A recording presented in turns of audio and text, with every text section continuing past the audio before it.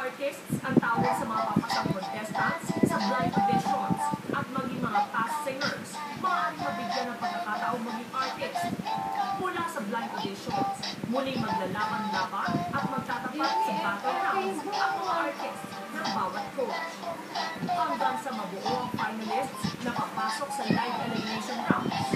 Dito, ang boto ng taong bayan na ang magpapasya kung sino ang mananatili sa kompetisyon hanggang sa matira ang magwawagi na tatanghaling dragones.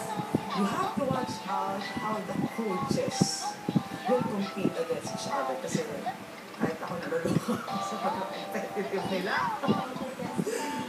Because they wanna give the best shot to the person, to this deserving artist.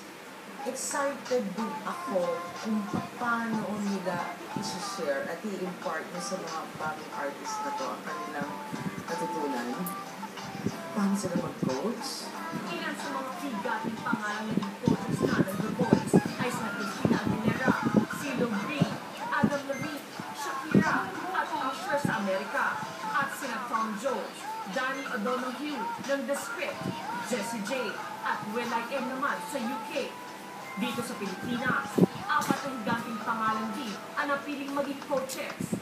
The Voice that ruled the worldwide music chart, Apollonia, The Voice that captured their hearts, Sarah Geronimo, The Voice that rocked our world, Bamboo, and The Voice that conquered the world, Miss Lea Salonga, ang host na magdadagdag ng mga at excitement sa kompetisyon, the ultimate multimedia star, Tony Gonzaga, at ang tatawaging B-reporters na sina Alex Gonzaga at Robbie Domingo. Tony is one of the most competitive as a host. Walang question, di ba?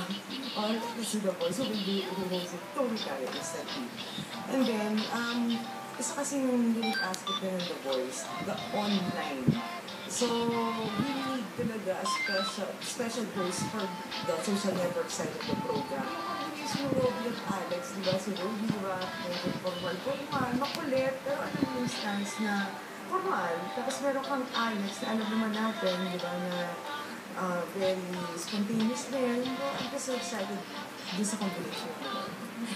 Kakakabang din ang mga bagong talentong matutuklasan at muling hahangaan sa kompetisyon. We watch out for the artists, you'll be surprised. Na after all these reality searches, ang gagaling pa, ang dami pang magagaling, untapped. Dito nyo lang yung makikita sa The Voice. Yung ginagawa kong preparations, syempre lagi ako nanonood ng The Voice, kung paano sila magbigay ng mga comments, yung mga terminologies na ginagawa nila, mga terms na ginagamit nila, concerning yung